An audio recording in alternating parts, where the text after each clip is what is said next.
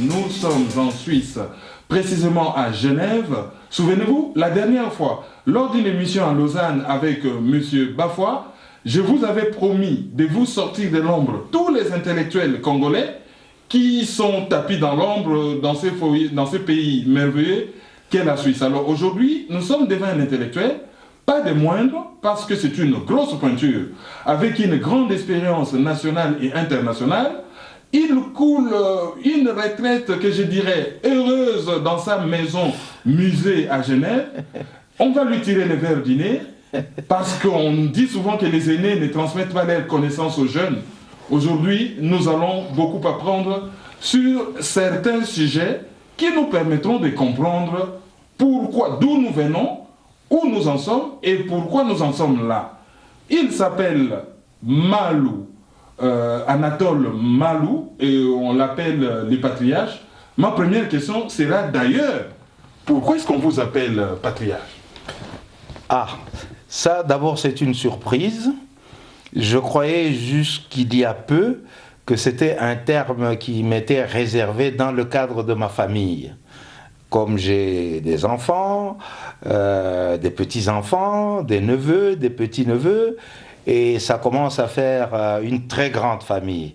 Alors de plus en plus, mes enfants, mes petits-enfants, mes petits-neveux, mes petites-nièces ont tendance à m'appeler maintenant patriarche, parfois en rigolant, parfois tout simplement parce qu'ils estiment qu'il serait temps que je porte ce titre. Mais en dehors de la famille, c'est une seule fois que je me suis entendu appeler comme ça, j'ai dit oh là, ça risque de me mettre en contradiction avec certaines grosses pointures politiques qui sont au pays, qui sont des patriarches, et ça commence à se galvauder comme terme. Et là, je n'étais pas très chaud. Je suis patriarche dans ma famille. D'autant plus que j'ai d'autres aînés ici qui pourraient mériter le titre si c'est une question d'âge. Voilà, alors nous allons vous découvrir un peu plus. Oui. Donc vous avez étudié à l'université de Kinshasa. Oui. Et vous avez fini à quel niveau et quelle faculté? Ah, j'ai fait l'école nationale de droit et d'administration, l'ENDA à l'époque, et j'ai fait le droit. Et après avoir fait le droit donc de 1962 à 1966, donc conformément au système de formation de l'ENDA à l'époque, puisque dès qu'on commençait ce cycle de formation, on était nommé fonctionnaire. Et on terminait, on entrait directement dans la carrière administrative comme magistrat, administrateur, dans le domaine économique, dans le domaine de l'administration, etc. En ce qui me concerne, j'avais fait la filière droit et à la dernière année, je suis venu en stage pendant 6 mois au tribunal administratif de Versailles, en France, parce que je me destinais à la spécialisation en droit administratif. Et ensuite, j'ai fait aussi un stage pendant la même période dans les services juridiques de l'Assemblée nationale française. Oui, mais après, on vous nomme magistrat à Bandundouville, vous refusez. Ah, ça c'est une affaire compliquée.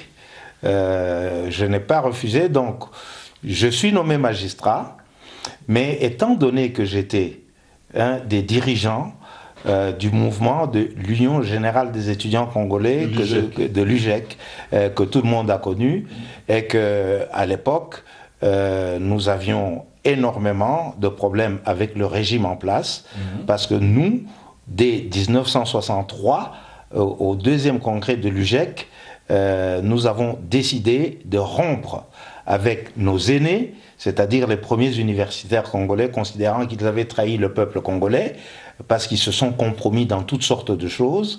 Et à l'époque, nous sommes devenus vraiment l'aile très progressiste, et nous avons orienté, disons, l'UGEC, l'ensemble du mouvement étudiant, au Congo et à l'étranger, dans des positions beaucoup plus radicales dans les choix de l'orientation du pays. Ce qui, forcément, devrait vous mettre en conflit avec le maréchal Mobutu. Ça nous a mis en très grand conflit avec le maréchal Mobutu, et avant lui, avant qu'il n'ait fait son coup d'État, parce qu'il nous a fait des avances quand il est arrivé au pouvoir. Notre radicalisation avait commencé avant, en 1963, au deuxième congrès. Et à cette époque-là,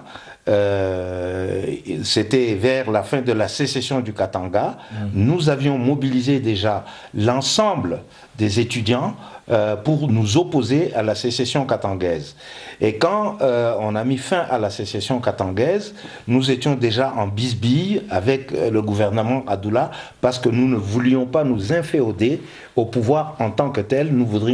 Nous voulions garder une position critique sans nécessairement être négatif, mais avoir une certaine indépendance par rapport au gouvernement, ne serait-ce que pour faire la différence avec nos anciens qui s'étaient compromis dans toutes sortes de choses. Alors, juste pour mettre ce que vous dites en perspective, Monsieur Étienne Tshisekedi à l'époque, qui est-ce qu'il était? Parce que là, avec les dates à brûle pour point, j'ai du mal à me situer. Monsieur Tshisekedi, avant que Mobutu ne vienne au pouvoir, bon, vous m'excuserez si je commence à avoir quelques confusions dans les dates, mais à un moment donné, il a été recteur de l'École nationale d'administration. Bon, ça c'était avant de s'engager carrément dans le coup d'État de Mobutu et tout ce qui a suivi après. Donc pendant cette période, Tshisekedi, parmi d'autres fonctions, était recteur de l'École nationale d'administration. Alors, vous n'avez toujours pas clairement expliqué pourquoi vous avez refusé ce poste à Bandundu-Ville. Mais parce que ça vient beaucoup plus tard. Ça, c'est déjà après que Mobutu ait pris le pouvoir.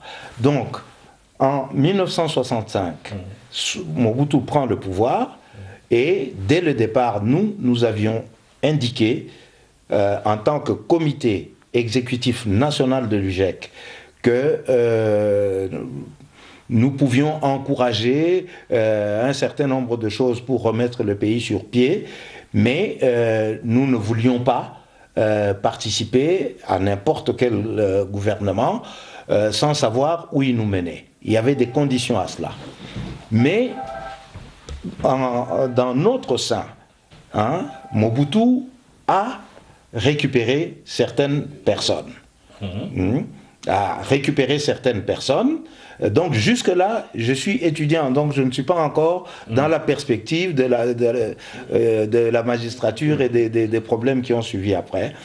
Un d'entre nous qui a accepté de franchir le pas, c'est Wakamanda, qui est entré directement dans les services de la présidence de la République, avec Mobutu, dont il est devenu secrétaire général de la présidence, etc., etc., et toute sa carrière qui s'en est suivie.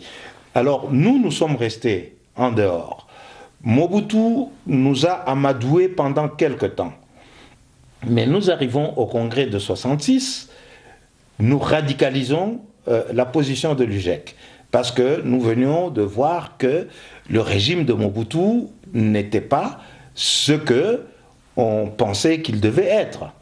Et nous radicalisons notre position, mais nous avons juste aménagé les choses pour que nous puissions tenir un congrès, pour que nous puissions passer le relais.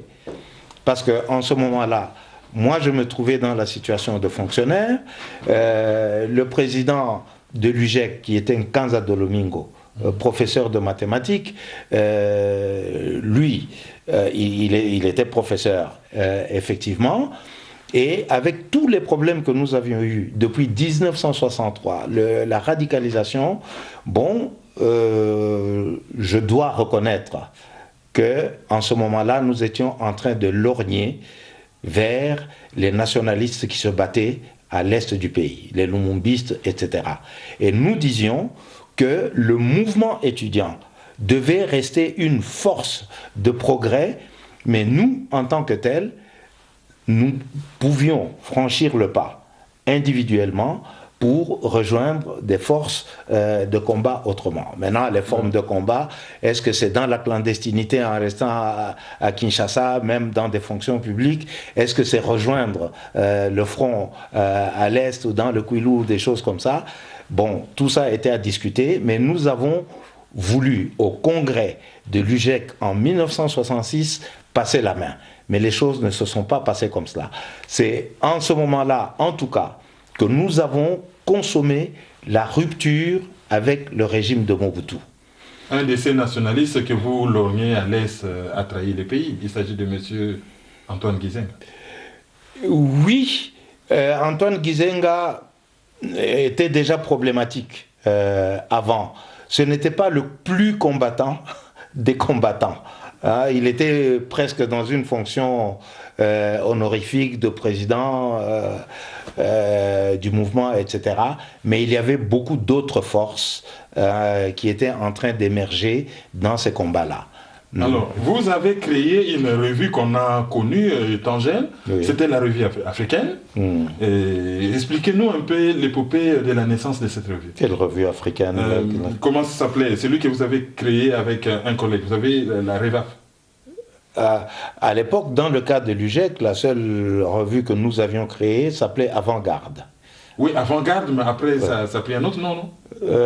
Non, ça n'est pas allé beaucoup plus loin, parce que là, souvent, on fait la confusion entre des revues créées par l'UGEC dans son ensemble, qui regroupait l'ensemble des étudiants congolais dans le monde entier, et des revues par exemple qui étaient de l'AGEL, qui est l'association des étudiants de l'université Lovanium. Parfois il y a des confusions dans ce sens.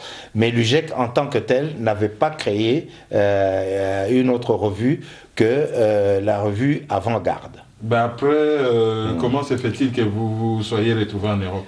Eh bien, je reviens d'abord sur la première question. Mais c'est très long, parce que il faut résumer en quelques mots des périodes de combat très rudes, mais c'est un pan de l'histoire congolaise. Et d'ailleurs, vous pourrez vérifier un certain nombre de ces choses dont je parle, et c'est comme ça que vous comprendrez quand je suis venu en Europe. Vous savez, il y a les publications du CRISP, Centre de recherche et d'information sociopolitique, qui a publié toute l'histoire politique du Congo depuis 1959, et ça s'est arrêté à 1967.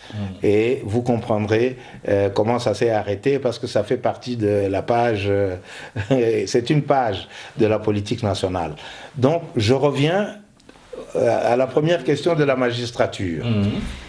Donc, lorsque nous avons des problèmes, Mobutu nous tend une dernière perche en 67. Il nous invite à participer à la création du MPR. Nous refusons catégoriquement. Nous disons non. Mais à la limite, nous pouvons participer à la réflexion pour savoir ce que nous pouvons faire. Il dit non, vous pouvez vous occuper de la jeunesse. Nous disons oui, nous sommes prêts à prendre en charge l'organisation de la jeunesse, mais pas dans un parti unique. Donc c'était les discussions sur le CVR, Corps des volontaires de la République à l'époque. Donc nous participons à des discussions, mais elles n'ont pas abouti, et nous avons refusé de nous engager dans ce jeu.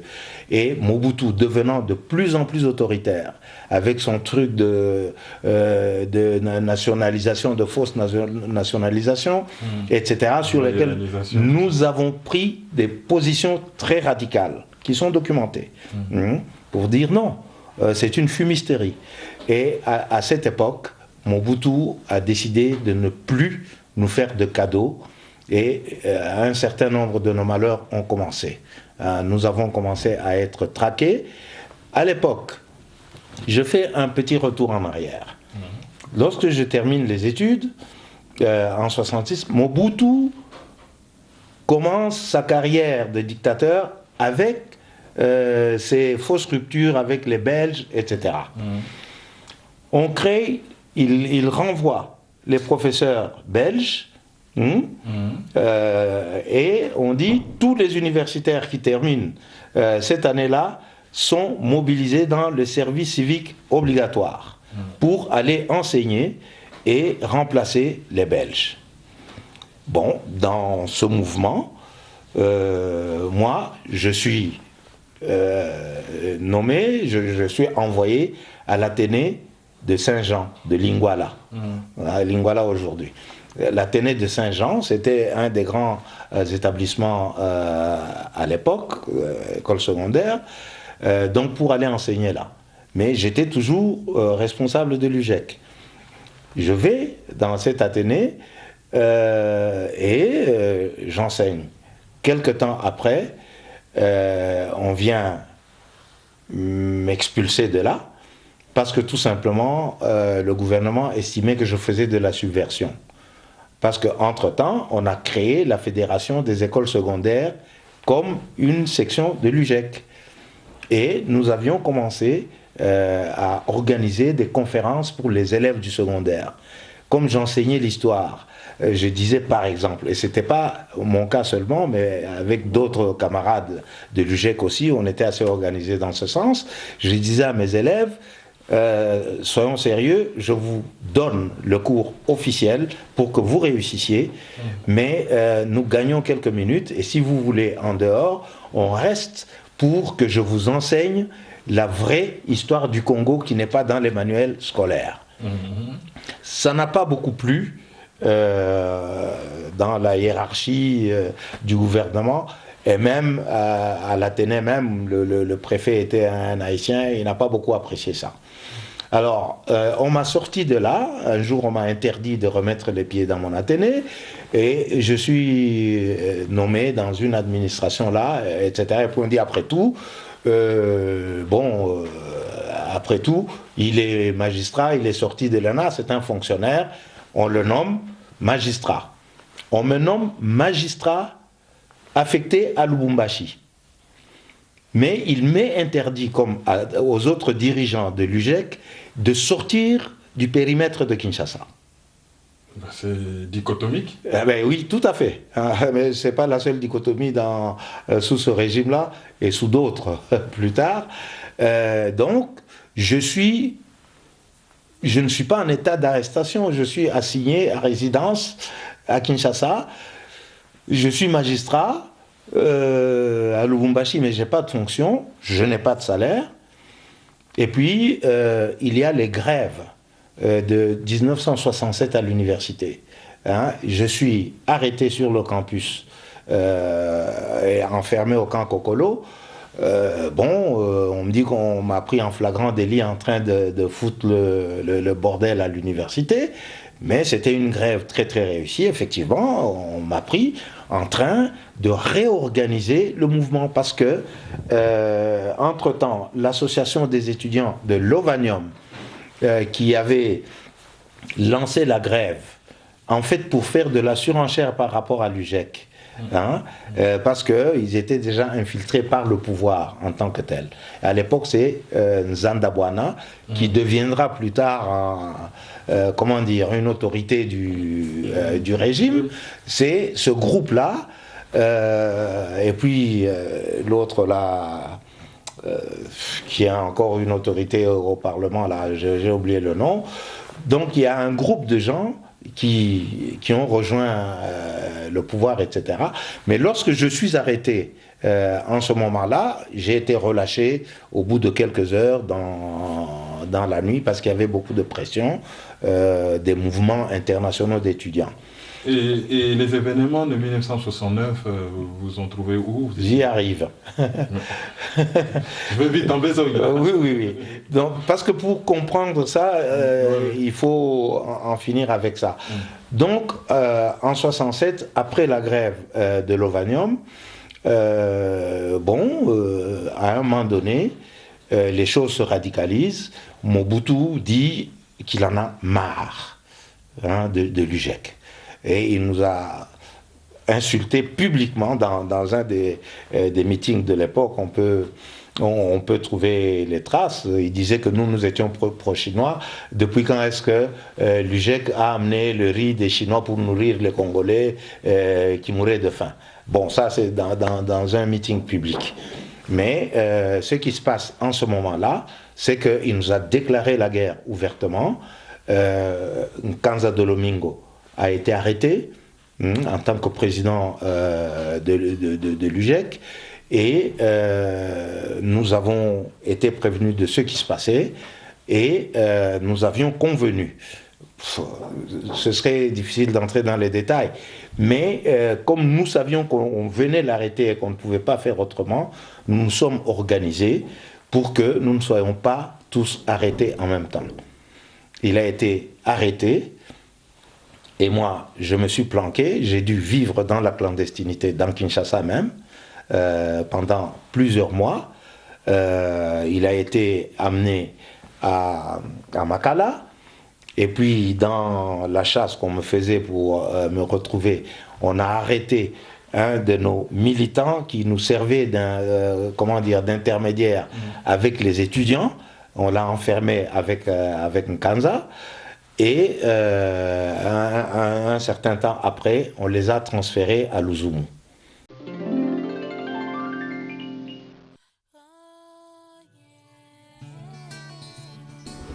Du nouveau en Suisse à Lausanne, NAS4 TV. NAS4 TV, c'est notre télévision qui se trouve en Suisse pour la diaspora congolaise, pour la diaspora de tous les pays et même pour les originaires de Suisse et de Lausanne. Vous avez votre publicité, vous avez votre magasin, vous avez vos campagnes d'évangélisation, vos messages, vos prédications.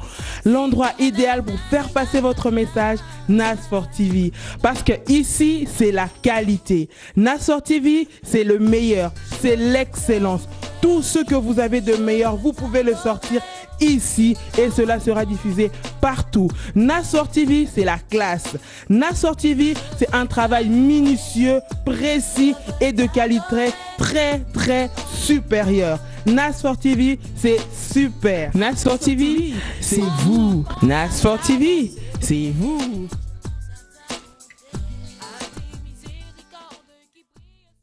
Bon.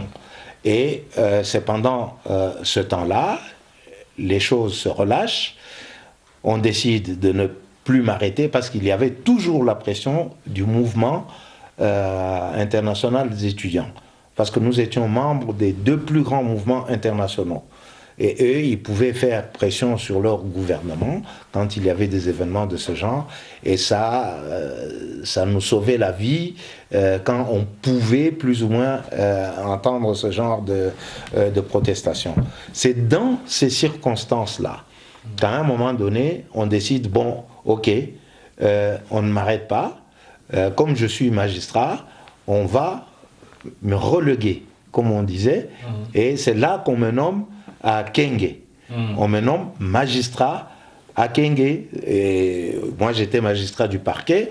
On décide que je serai juge à Kenge.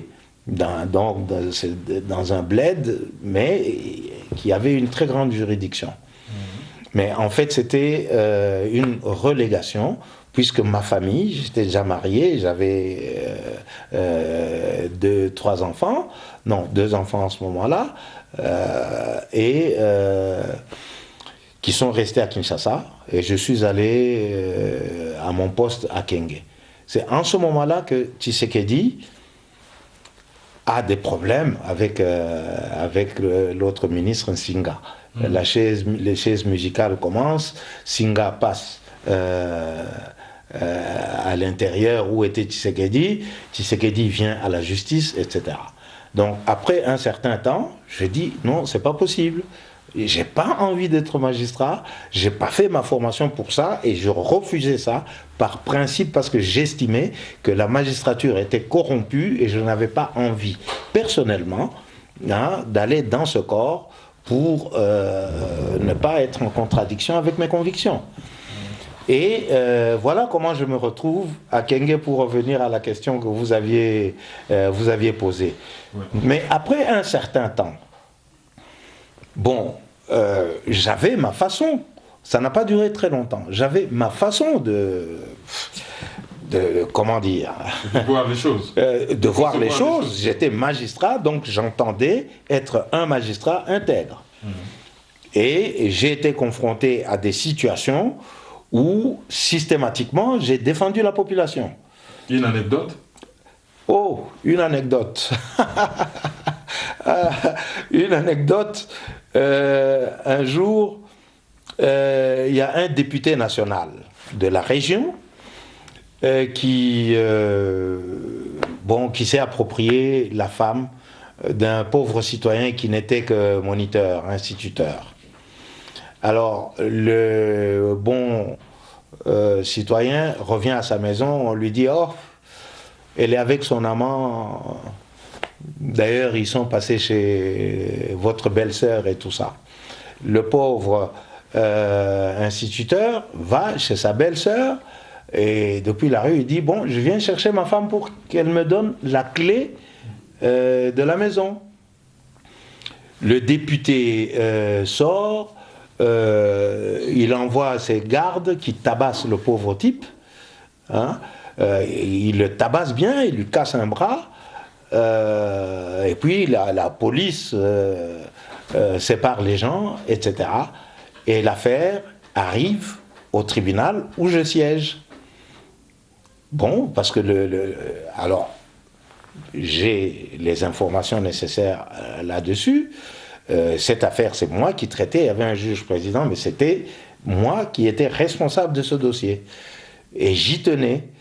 Et j'ai dit, voilà, dans le cas des procédures juridiques, j'ai fait convoquer le député. Il a dit, il m'a défié, il a dit que je ne pouvais rien faire parce que il avait l'immunité parlementaire. Et pourtant, l'immunité ne joue pas dans pareil. Je vais abréger sur cette affaire.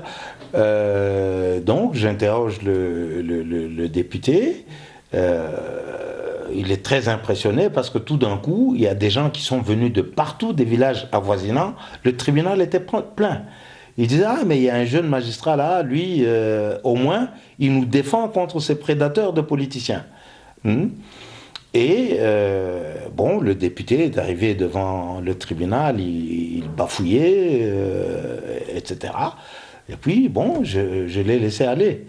Et quand toutes ces histoires-là sont arrivées à Kinshasa, on a dit, bon... Et puis, il faut savoir aussi que pendant cette période, le régime Mobutu traquait les anciens maquisards dans le Kwango-Kwilo. À l'époque de Moulélé. À l'époque de Moulélé. Et tous les jeunes, et il y avait beaucoup d'armes qui circulaient. Et je reconnais aujourd'hui que, sachant ce qui se passait, nous avions des instructions au tribunal. Chaque fois que vous arrêtiez, qu'on nous amenait des jeunes qui avaient été pris avec des armes, soit dans une rixe, dans une bagarre et tout ça, dès qu'il y avait une arme, nous devions les déférer à Kinshasa, où généralement ils étaient exécutés sans autre forme de procès. Ça, c'est les dessous du régime Mobutu. Mais moi, je ne pouvais pas faire ça. Quand j'avais affaire à des jeunes qui étaient pris dans ce genre de choses, je convoquais les parents, en m'entourant d'un certain nombre de précautions, je convoquais les parents, je leur faisais la morale, je confisquais ce qu'il fallait confisquer, et je les renvoyais pour qu'ils éduquent mieux leurs enfants, pour qu'ils n'aillent pas dans les bagarres avec des armes, etc. Ça a commencé à sentir mauvais. Mais et après, vous avez quitté... Comment avez-vous quitté? Et j'ai quitté en ce moment-là. J'ai dit, je n'en pouvais plus de rester dans ce contexte. Ma vie était menacée tous les jours. La vie de ma femme qui était restée à Kinshasa et les enfants étaient menacés tous les jours, tous les jours, tous les jours. Et en ce moment-là, avec des amis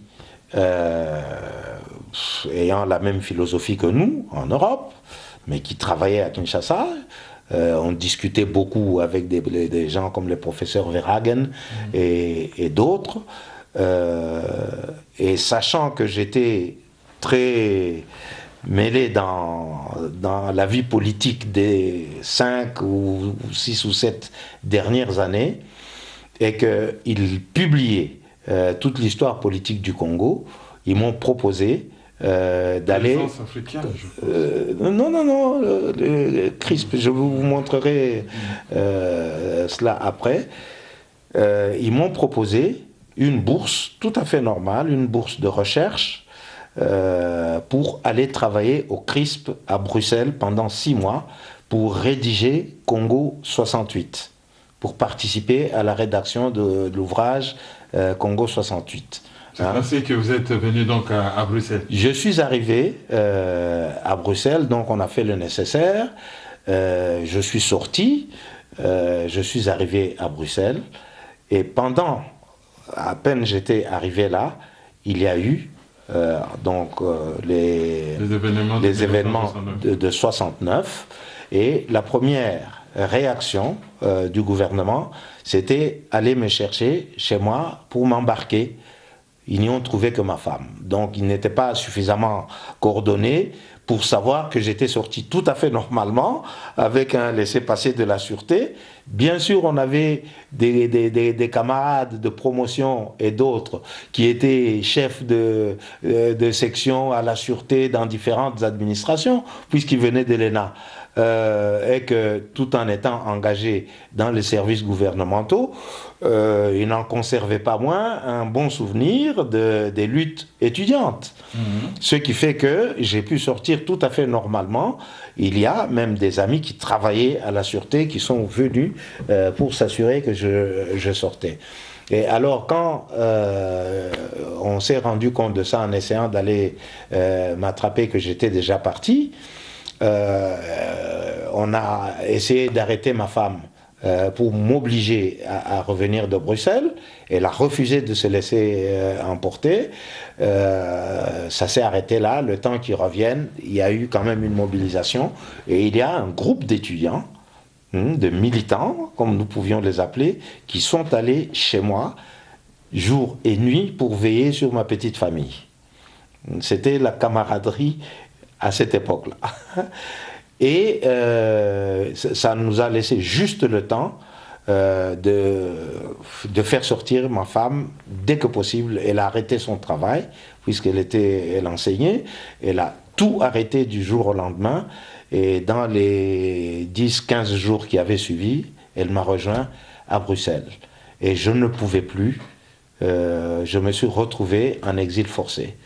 Et en même temps, puisque le gouvernement congolais participait au financement de ces publications du CRISP, ils ont décidé d'interrompre, de couper leurs subventions au CRISP. Ils ont exigé de récupérer tous les manuscrits que nous avions faits à l'époque sur le Congo 68. Et voilà, et le CRISP, après mon travail, j'ai remis mes manuscrits. Ils ne pouvaient pas me garder, bien entendu. Et puis le temps était révolu. Et je me suis retrouvé comme ça à Bruxelles. J'ai dit, qu'est-ce que je fais maintenant? Je ne peux pas rentrer au Congo. Je me trouve en exil forcé. Et je suis allé m'inscrire à l'université de Bruxelles. Pour finir... Pour devenir étudiant. Vous avez mené ces études jusqu'au bout? J'ai mené les études jusqu'au bout. J'ai fait une licence spéciale en criminologie, puis j'ai fait une spécialisation en droit international.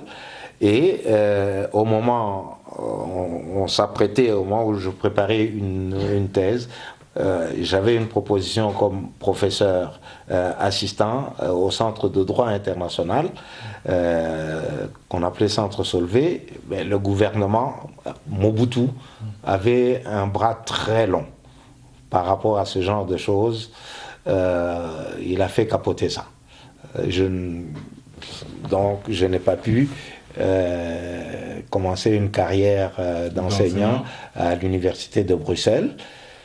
Alors, en attendant, j'étais là. Et en 1971, c'est-à-dire 2 ans après, il prend une loi sur l'authenticité, appelons-les comme ça. Oui. La loi sur l'authenticité, où on devait se débarrasser de prénoms occidentaux et ne garder que des noms congolais. Quelle était votre perception par rapport à cette loi? Mais je ne pouvais pas être d'accord, parce que je trouvais que c'était de la fumisterie. Hein, c'est pas ça qui résolvait le problème du Congo. Mais je termine juste ça parce que je suis resté sur mes positions, y compris par rapport à toutes ces lois. Quand j'étais à Bruxelles, on a réorganisé l'ensemble du mouvement étudiant pendant que j'étais à l'université. Et une fois, juste une anecdote, je suis invité à l'association des juristes, à l'association des juristes démocrates ou quelque chose comme ça, dont étaient membres des gens comme Jules Chaumet, beaucoup d'avocats, beaucoup de magistrats, etc. Et moi, je disais que j'étais magistrat du Congo, je n'avais jamais été révoqué, donc en tant que juriste, voilà. On m'invite pour faire une conférence, j'étais le conférencier du jour, dans une conférence dîner, et voilà, on m'envoie la JMPR pour venir m'agresser. Mais comme c'était beaucoup de camarades, de jeunes gens, on connaissait, mais ils viennent au restaurant où il y avait des avocats, des magistrats et tout ça, et notamment le vieux Jules Chaumet et ses enfants qui étaient aussi avocats. La JMPR débarque dans ce restaurant, mais ils me disent entre nous, bon, frère, on va régler leur compte. Alors, j'ai dit, bon, mais c'est quand même pas sérieux. Bon, ils ont bousculé les gens, on a appelé la police, on les a dispersés, et puis on a reporté la conférence à une autre date. Je l'ai tenue avec des policiers, des quarts de police qui gardaient, etc. On peut trouver la trace de tout ça dans le journal des tribunaux de Bruxelles. Donc c'est des faits qui sont marqués. C'était le dernier fer que j'avais rompu avec le régime de Mobutu. Et entre-temps, tout à fait par hasard, au centre de droit international, pendant que j'attendais de savoir si je devais encore me faire un autre diplôme ou je sais pas quoi, en attendant de faire je ne sais pas quoi, il y a un concours qui est ouvert au Bureau international du travail pour des postes de juristes. Bon, on affiche ça à la faculté de droit, je m'inscris au concours. C'est des concours qui passaient dans le monde entier, dans tous les pays membres. Il y avait 6 ou 10 postes, mais on devait publier la vacance de poste dans tous les pays membres. Et puis après, il fallait peser ceci, cela, etc. J'ai participé à ce concours. Au bout de quelques mois, en attendant le résultat, on me dit, bon, ben voilà, comme vous avez participé au concours, on n'a pas encore les résultats, mais vous avez déjà passé une ou deux premières sélections. Est-ce que vous seriez intéressé à un poste pour 6 mois d'expert au Bureau international du travail à Genève? Donc c'est pas Mobutu qui vous a fait... rien à voir là-dedans. C'est ce qui a été raconté. Oh mon Dieu. Qu'est-ce qu'on a raconté d'autre qui vous a choqué? Non, on a raconté parce que c'était pas courant de voir des Congolais dans l'organisation internationale. Et à l'extérieur, on pense toujours que les fonctionnaires internationaux, ce sont des fonctionnaires qui sont envoyés par leur gouvernement. Pourtant, ils ont un autre statut. Il y en a qui viennent, qui sont recrutés à partir de leur gouvernement, etc. Mais là, je suis vraiment passé par le chat de l'aiguille, sans même le savoir. J'ai participé à un concours, j'arrive, je travaille 6 mois comme expert, et donc il y avait environ 1 année qui passait avant de connaître les résultats du concours dans tous les pays. Moi, j'avais passé le concours à Bruxelles avec des candidats qui venaient des pays nordiques, de Hollande, Suède, Norvège, Belgique, etc. Donc, j'étais dans cette histoire-là. Mais quand on me propose de venir comme expert pour travailler dans un des services juridiques du BIT, je viens. D'autant plus que j'étais au chômage, je ne savais plus quoi faire. Je viens, je travaille pendant 6 mois. Vers le 5e mois, les résultats tombent. C'était 1 an après le concours. On me dit, je suis reçu. Mais il faut préciser que dans la sélection finale, c'est en ce moment-là qu'on tient compte de l'équilibre régional. On regarde si le quota de votre pays, de votre continent, etc. Parce que les Américains ont droit à autant de fonctionnaires, les Français à autant de fonctionnaires, tel et tel pays, les Africains peut-être à 1 ou 2 fonctionnaires. C'est en fonction du niveau de cotisation dans l'organisation. Exactement. Alors nous allons faire un grand bond dans l'histoire avant de venir dans l'histoire moderne. Mais je termine juste ça. Et donc, on a constaté que le Congo n'était pas représenté. Il y avait une place pour le Congo. Et j'ai été retenu. Et dans les procédures de l'époque, au bout d'une année, j'étais devenu fonctionnaire permanent. Le gouvernement congolais a joué des pieds et des mains. On a détaché même quelqu'un de service de sûreté qui est venu me coller au basque ici. Ils ont tout fait. Ils vont là-bas pour dire non, vous n'avez pas le droit. Non, non, non. Ben, il a rempli toutes les conditions. Maintenant, on ne peut pas s'en débarrasser comme ça, il n'y a pas de raison. Et c'est comme ça que je suis resté. Et en tant que fonctionnaire international, bien entendu, bon, j'étais déjà depuis plusieurs années en exil sans rentrer au pays. Je devais quand même petit à petit harmoniser mes relations avec le pays. Et j'ai commencé à rentrer au pays au bout de plusieurs années. En mission, etc. Et avec mes convictions, j'ai fait un certain nombre de choses au pays dont... Donc par exemple quoi? Donc par exemple, casser ce qui s'appelait les syndicats uniques. Et quand on s'approchait, quand il y avait de plus en plus de protestations au Congo dans les milieux des travailleurs, etc., à un moment donné, dans le cadre des mécanismes de l'OIT, connaissant la situation au pays, j'ai conseillé les syndicats du pays pour qu'ils puissent être reconnus comme étant des syndicats légitimes. C'est comme ça, mais ça c'est une longue histoire. Alors on fait un grand bond dans l'histoire. Oui. En 1980, les 13 parlementaires écrivent leur lettre à Mobutu. Savez-vous de cette histoire, disons, la naissance de l'UDPS? Parce que vous êtes de l'opposition, en quelque sorte, vous vous opposez au gouvernement. Ceux qui ont cheminé avec Mobutu rompent avec lui. Oui. Comment l'avez-vous perçu? Je l'ai perçu très positivement. J'ai dit, c'est l'histoire en marche. Mais je n'étais pas partie prenante, je n'étais pas au pays, j'étais fonctionnaire international ici. Et puis un jour, Tshisekedi, qui est... il devait être président de l'Assemblée nationale ou quelque chose comme ça. Il vient à une réunion interparlementaire ici, qui avait lieu notamment dans l'enceinte du BIT. Et je vais le saluer poliment, comme c'est quelqu'un qui a de la mémoire, et que je lui reconnais cela. Quand il avait été question de mon détachement pour aller travailler au CRISP à Bruxelles, il était déjà en dissidence par rapport au régime, mais ça ne se savait pas. Je le saurai plus tard.